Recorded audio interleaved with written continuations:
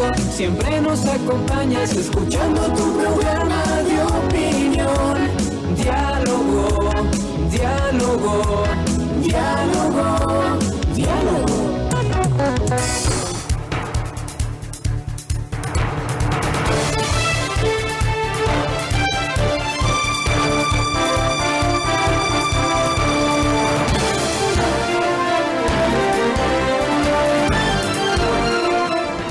9:31 de la mañana, 9:31. Cecilia, ¿tenemos alguna más? ¿Pensiones? No. Muy bien, como habíamos hablado con nosotros el doctor Juan Carlos Calderón, él es neumólogo y es un querido amigo, es de casa, viene todos los meses, lo invitamos siempre. Mauricio Salén se retiró, al igual que Ramiro Cepeda. Así que vamos a comenzar esta entrevista, Juan Carlos. Hace unos 15 días conversamos y me dijo usted, ya ha cambiado el clima, tenemos que hablar de esto. Pasó una semana y a mí me cayó el cambio de clima y me dio una broncofaringitis dura, complicada. Y leía la semana pasada una información, el fin de semana, que hay un 24% de personas que tienen infecciones en la nariz, la garganta por el cambio de clima en Guayaquil, sobre el 100%. ¿Qué podemos decir de esto, Juan Carlos Calderón? Gusto de saludarlo. Buenos días. Bueno, muchas gracias, Eduardo. La verdad que sí, siempre me siento como en casa acá. Y asimismo, recomendaciones para la casa para cada uno que están escuchándonos. Siempre en esta época, yo creo que las abuelitas siempre decían hay que cubrirse el pechito, hay que cubrirse la nariz, hay que evitar la exposición repentina al frío. Convengamos frío acá en la costa, que es una temperatura alrededor de los 20 grados, ¿no? Porque frío no es. En todo caso, lo que sí es cierto que justo en estas épocas nosotros tenemos primero un abrupto producción de esporas, que eso depende de los hongos que muchas veces viven la humedad. Justamente en esta época es donde existe un poco más de humedad, dado que es un poco más fresco, se cierran más las casas, y eso también facilita que pululen otros amiguitos que tenemos nosotros, que son los ácaros. Eso por una parte. Luego está el asunto de los pólenes, que eso también está demostrado, que justamente en estos meses, entre marzo y abril, justo con una línea de investigación de la UES que tenemos en Respiralab, en este mes y más adelante, septiembre, octubre, son los picos de producción de pólenes y esporas. Y por otra parte también ¿Esto cuándo es? ¿Septiembre? Marzo, pero mayo, junio y lo que es un poco más adelante, septiembre, octubre. Que son muy el frío. Exactamente, justo cuando se produce ese cambio de, digamos, la temporada lluviosa a la etapa más seca, y luego cuando pasamos de la etapa seca otra vez a la etapa lluviosa. Y esto también coincide con que nosotros siempre estamos en contacto con nuestros familiares, a mayor circulación viral, y es cierto el reportaje, y muy aparte de lo que dicen los números, también nosotros lo hemos visto en el consultorio. Es más, hemos tenido personas que en diciembre, además que todos los abuelitos, se han contagiado de virus y sistema respiratorio, y nuevamente ahora se han vuelto a contagiar de virus y sistema respiratorio, lo cual es importante, por ejemplo, tener acceso a vacunación. Lamentablemente no existe una vacuna aquí en el país para virus y sistema respiratorio. En otros países se la da a los pacientes que tienen más de 60, 65 años y que tienen algún tipo de enfermedad previa. También hemos tenido casos de influenza, también hemos tenido casos de rinovirus, y todo eso motivado porque generalmente en estas épocas, como le digo, siempre nosotros nos tendemos a juntar un poco más. ¿Quién no el fin de semana, aprovechando que está fresquito, si uno va y se reúne con los amigos, recibe a alguien en casa, y eso fomenta muchas veces las interacciones virales? Y algo también es importante, que creo que vale la pena mencionar, no sé, a veces también esto uno se queda pensando, y será bueno que haga ejercicio, puesto que si me pongo al frío probablemente claro, me va a dar algún tipo de... Vengo a bañarme de noche después de que... Claro, y la verdad que la actividad física no se tiene por qué suspender. Ojo, sí, a veces en condiciones muy frías, eso puede ocasionar algo que se llama asma por el ejercicio. No es tan común en nuestras locaciones, pero probablemente sí pueda ser común cuando usted va al gimnasio, ¿sí o no? Y ahí sí, que justo veníamos acá hablando del aire acondicionado, tenemos temperaturas cercanas a 16, 18 grados, que más que todo el aire acondicionado lo condiciona a una, digamos, un aire mucho más seco, y eso sí hace que el bronquio se estimule más rápidamente y puedan haber episodios, por ejemplo, de asma inducido por el ejercicio, cuando hay algún tipo de actividad física. Veo que ahora incluso hace poco hubo un repunte también en esto de lo que se denominan todas estas suscripciones para ir a los gimnasios. La actividad física es buena, pero yo creo que es importante también tener en cuenta esto de que hay que evaluar correctamente la parte pulmonar antes de hacer un programa de ejercicios. Probablemente si usted tiene una enfermedad previa, por ejemplo, si usted tiene asma, no quiere decir que usted no pueda hacer ejercicio. Lo que usted puede hacer, pero necesitamos medicarlo de manera correcta. Entonces, existen diferentes causas por las cuales en esta época, dado el cambio de clima y también motivados por... En Guayaquil es imposible dormir sin aire acondicionado. Imposible. O Salvo en agosto y septiembre, ¿no? Claro, pero eso hace el aire más seco y también genera exacerbaciones, muchas veces no tanto del asma, sino también de procesos de la nariz. Claro, la nariz puede ser que tenga una rinitis alérgica exacerbada por un componente no alérgico, por ejemplo, o directamente es una rinitis no alérgica que se exacerba por el frío. No sé, a ustedes les pasa bastante a menudo, ¿no? Cualquier cantidad. Cecilia. Doctor, ¿cómo está? Qué gusto tenerlo. Yo quería preguntarle dos cosas puntuales. La primera, acerca del polen, porque creo que las personas... Aquí me están recargando dos preguntas, doctor. La primera es acerca del polen. Es importante que las personas sepan que la misma alergia de polen no es para todas las flores, sino que cada polen es distinto. O sea, no es que sea alérgica a todo. O sea, alérgica, y lo descubrí en su consultorio, por si acaso. O sea, alérgica a las rosas, pero no a los girasoles, por ejemplo. Exactamente, exactamente. Y hay algo importante que es... Nosotros siempre hemos estado viviendo en este medio, nosotros acá hemos nacido en Guayaquil, hemos crecido en Guayaquil, o bueno, en las zonas aledañas, puede ser San Borondón, Daule, vio todo este conglomerado que, dicho sea de paso, me permito decir, no sé por qué no tenemos un distrito metropolitano en Guayaquil, pero bueno, pero bueno, ya eso es arena de otro costal, pero bueno. Por gusto pega el brinco. Pero claro, todos acá nosotros los que vivimos en esta zona, nosotros siempre hemos tenido exposición a arbolitos que desde nuestras niñas han estado, por ejemplo el ficus, árboles que son autóctonos de esta región. El ceibo, y otros arbolitos. El samán. El samán. El de mango. El lemango, no, el lemango sí, El ese lemango es un bastante clásico. autóctono. ¿Por qué se llama samanes? Porque hay samán. Es verdad, es verdad. Pero Confiamos en ti. ¿Y ese man quién es? A ver. Bueno, pero claro, nosotros hemos estado expuestos a arbolitos o a flores, a plantas, pero cuando se ha decidido optar por estos procesos urbanísticos, los cuales, digamos, han dotado de mayor belleza en ciertas regiones, en ciertas zonas, o sea, más urbanístico, ¿no? Más seguro, pero esto ha hecho que sean introducidas plantas o, digamos, o flores que no son autóctonas de esta región, y algunas de esas sí están relacionadas con mayor índice de, digamos, de producción de alergia. Es más, también aparte de vos, Cecilia, hemos tenido también durante estos 15 días pacientes que hemos pedido, aparte de la prueba cutánea que te hicimos, hemos hecho unas pruebas moleculares en sangre y nos ha dado sorpresa porque, claro, hemos encontrado alergia a unos arbolitos que se llaman plátano, pero no es el plátano el verde, sino es un árbol que se llama plátano, que por ejemplo es más común en la sierra.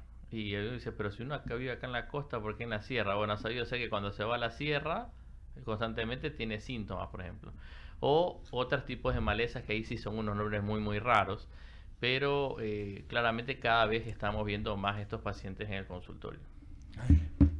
¿Cómo? Me quitaron una pregunta. Bueno, voy a la Pero es que es siguiente. muy larga su pregunta. No, la pregunta es Está bien, concreta. dele, La dele. siguiente pregunta es justamente las personas que sufrimos pues de alergias y enfermedades respiratorias. ¿Qué podemos hacer en esta temporada para mantenernos más estables y saludables? Bueno, primero, si usted tiene una rinitis o un asma alérgica, y si específicamente esa alergia está volcada hacia los pólenes, hacia las esporas, o sea, primero tratar de hacer actividad física en zonas donde no exista, digamos, esa exposición.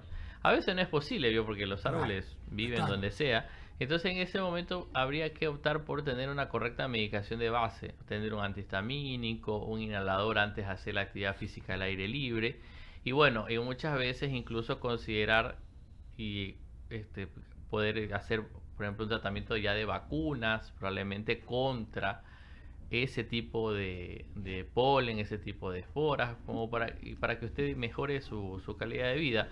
Porque justamente que siempre vivimos diciendo esto, las mujeres tienen, bueno, la mayor parte de las mujeres en el Ecuador van a cursar con un embarazo y durante el embarazo se pueden exacerbar la parte alérgica, que eso también es importante. Y no por eso hay que prohibir la actividad física, sino bien hay que fomentar la actividad física, porque sabemos que en el embarazo claramente va a ayudar a la mamá, digamos, a bajar el riesgo de preeclampsia y otras enfermedades, y así también como fomentar un entorno sano para el niño.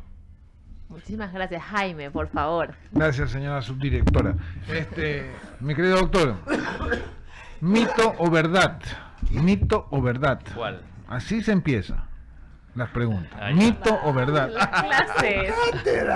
Oiga, no, ya no se sí, en levante, serio. no se levante. ¿Mito o verdad? Un empírico, ¿no? Vienen supuestamente estas épocas, las defensas bajan, del cuerpo me refiero, y vienen pues las mito o verdad. Sí. El mentol. Tomo, no espere, antes de llegar a eso. Concreto. Primero, Oye, el doctor es un científico. tú vitamina eres un- C. ¿Eso ayuda o no ayuda? Primera pregunta. Vitamina C. Vitamina C. Ahora me compro todo y están estas Claro. promociones. Compro 50 frascos, Claro. me tomo Sí. 3 pastillas, todo. ¿Me ayuda a no tener mi gripe? ¿Sí o no? Usted, digamos, va a hacer que digamos, los que venden vitaminas me odien, la verdad. No. La verdad, Ay, mire, me no, pero, o sea, la verdad, O o sea, primero, tomar vitaminas para prevenir, eso no sirve. No Eso sí, existe. definitivamente no sirve. Ahora, tomar vitaminas durante un proceso infeccioso, alérgico o bacteriano, la evidencia científica está a favor y en contra. Cuando uno saca el resumen, está más en contra que a favor. ¿A quién le favorece? Probablemente a los atletas de alto rendimiento, sus poblaciones muy específicas.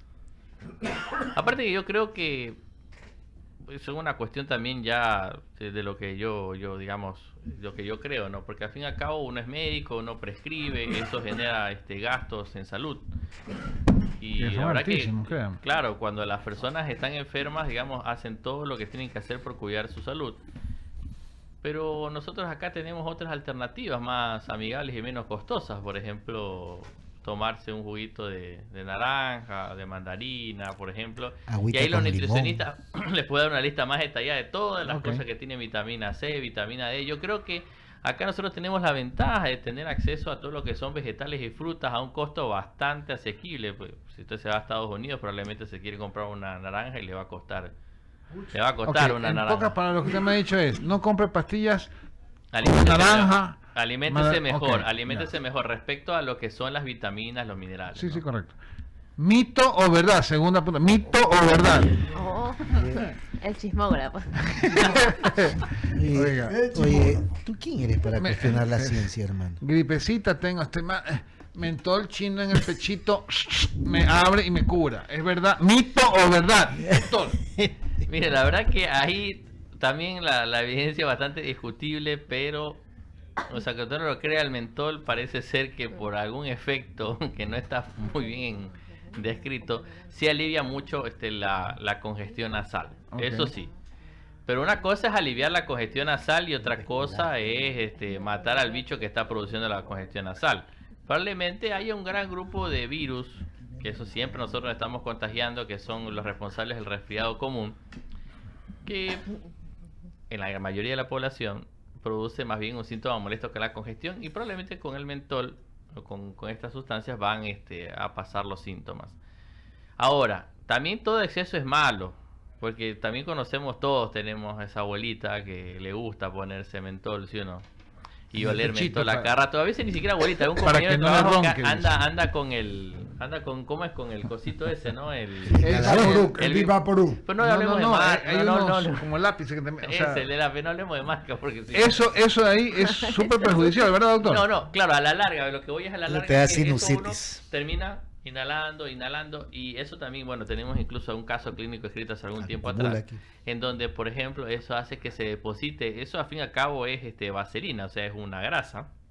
Eso se con deposita. mentol. Claro, eso se deposita en el pulmón y puede producir un tipo de tumor benigno que se llama neumonía lipoide. Ya cuando ya hay algunos que abusan ya. Mito, ¿verdad? Oiga, Muy bien. tercera pregunta, mito, ¿verdad? No me Dos. deja. Ya bueno, rapidito, que el señor Segarra tiene que preguntar. Ya, tercera, mito, ¿verdad? ¿Mito o verdad? Sopita de pollo. Sopita. Cuando Todo uno tiene calientito gripe. cuando tiene gripe, pues. Con jengibre.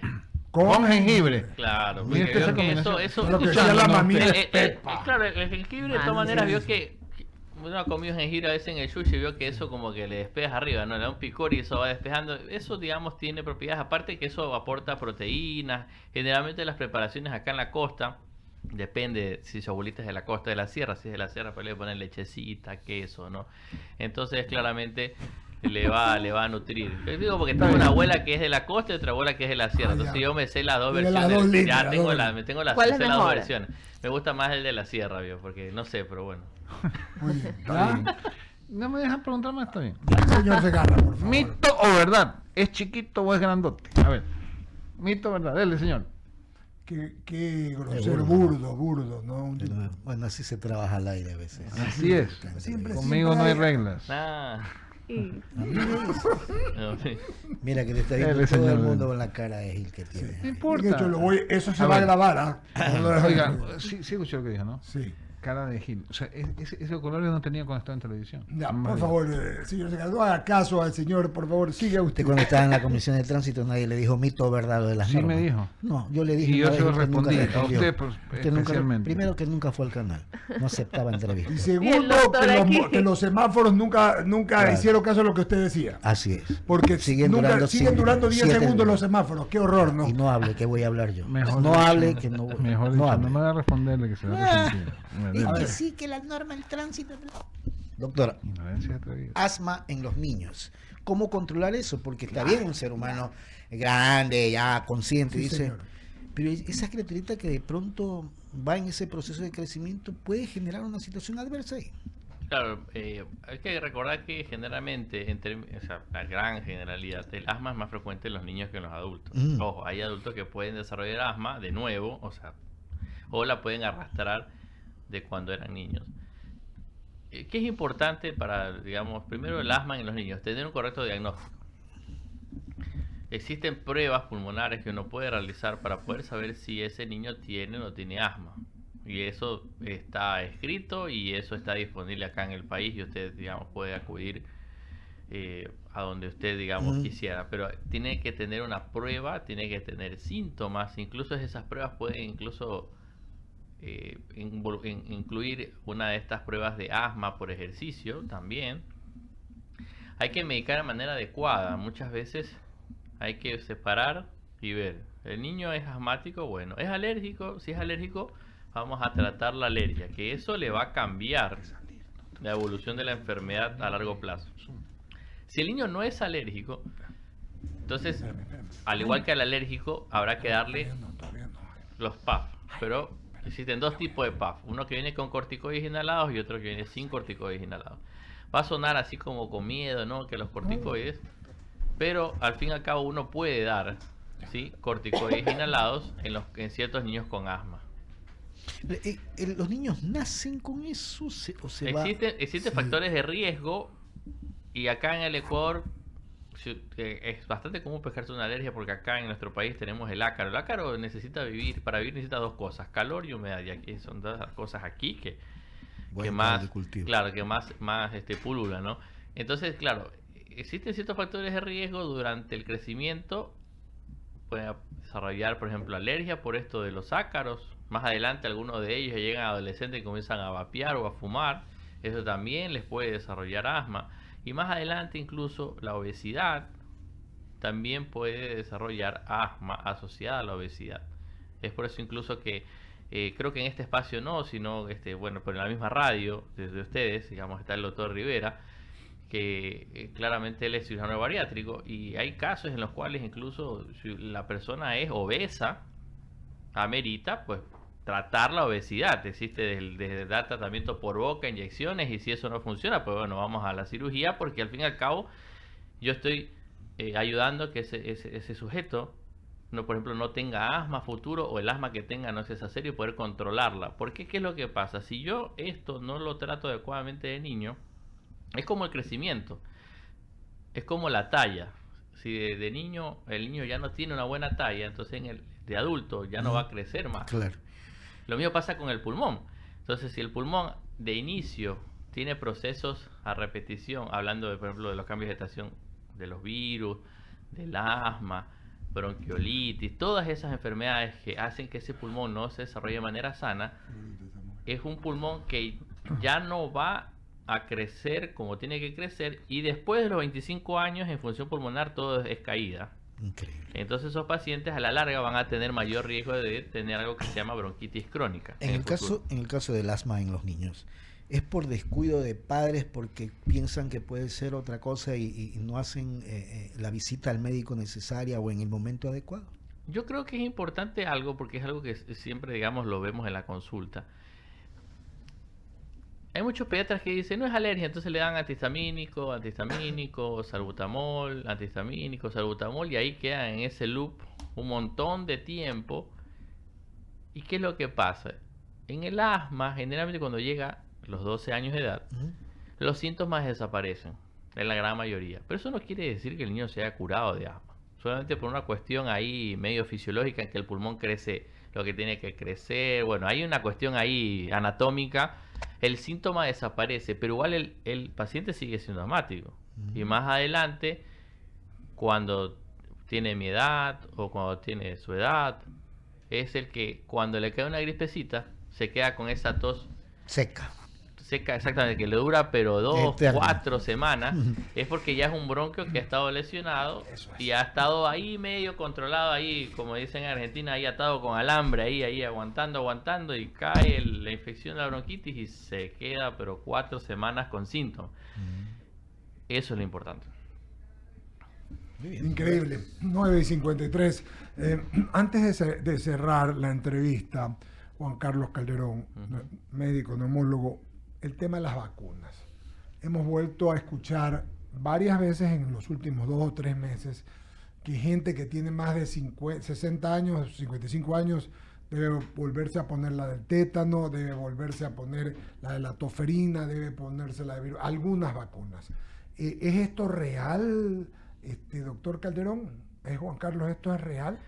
Sí, muchas veces con el tiempo, así como digamos vamos envejeciendo, las defensas también van envejeciendo y es necesario, no todas las vacunas, pero un grupo de vacunas volver a dar lo que se llama los refuerzos. Pero yo creo que también es importante, y esta vez creo que me voy a extralimitar un poco más de lo que tenía que decir, pero es importante que el país como país invierta en vacunas, porque está demostrado a nivel global que existen algunas vacunas que incluso si uno saca los números, o sea, si uno se sienta y dice, a ver, si yo vacuno, por ejemplo, la vacuna esta del virus sincitial respiratorio para adultos, por la otra vez dando clases de epidemiología con los chicos en la UES, nos sacamos a hacer el ejercicio mental. Por ejemplo, yo tendría que tratar aproximadamente creo que 80 sujetos para evitar un evento grave de virus sincitial respiratorio, hablando del adulto, perdón, en las mujeres embarazadas, en el adulto mayor es un poco más. Porque veo que hay una vacuna de virus sincitial respiratorio para las mujeres embarazadas. Claro, porque se lo damos en el último trimestre y con eso genera las defensas y se la pasa al niño. Y el niño ya tiene 2 años de inmunidad que le va a proteger contra el virus sincitial respiratorio justamente para evitar estas infecciones. Pero lo que voy es que, claro, vamos atrás a los números. Por eso tengo que tratar como 80 mujeres embarazadas, lo que dice el artículo que avala la vacuna, para evitar un evento adverso serio de virus sincitial respiratorio en el niño. ¿Cuánto cuesta una internación de terapia intensiva para un niño que requiere que esté intubado, que requiera oxígeno y las secuelas que quedan a futuro? Porque ese es el niño que va a tener que usar más broncodilatadores, es el que va a tener más controles, es el que puede desarrollar asma. Entonces lo que voy es que, claro, sale mucho más barato vacunar a 80 madres embarazadas para evitar uno de esos eventos. Eso es cuestión nomás de sentarse a analizar los números, pero por eso es una vacuna, por ejemplo. Existen otras vacunas que la verdad, bueno, ahí no me he puesto a sentar a hacer el análisis, porque bueno, doy clase de epidemiología, me gusta esta parte, pero es importante eso, ¿no? O sea, si vamos a invertir en salud, está bien invertir en paracetamol, en algunos productos, pero invitamos en prevención, porque eso a la larga va a evitar gastos en salud. Las personas más de 55 años tienen que volverse a inyectar toferina. Es preferible que sí, pero ahora, dado que uno también entiende que el stock de vacunas es limitado, lo que No se hay, está priorizando, no, lo que se está priorizando Son los niños. es vacunar a Ok. los niños o evitar eso. Pero Ok. claro, en cuanto uno pueda, está perfecto, digamos, Listo. que un adulto se vacune contra más de 60, contra lo Más de que es 60. más de 60, contra la toferina. Muchas gracias, Juan Carlos Calderón. La próxima vez vamos a conversar de vacunas, Javier. Sí, ¿les me parece importante. Porque hay un pocotón que se dicen, y hay pues la gallada antivacunas que dice que uno no se debe vacunar de nada. Y así vivió la humanidad hasta que vinieron las enfermedades y se morían horrores. Y vino las vacunas y se vivió la humanidad horrores. Entonces tendremos que conversarlo. Gracias, Juan Bueno, Carlos lo que pasa es que Calderón. antes vivíamos hasta los 40 años. ¿no? Claro, Epa, eso. ahí está la Muchas respuesta. gracias. El gusto de saludarlo. Juan Carlos Calderón Entiendo. atiende allí frente al Policentro en el edificio CIMA, ¿no verdad? Torre Médica sí. Torre Médica CIMA. Ok, un abrazo, nos despedimos.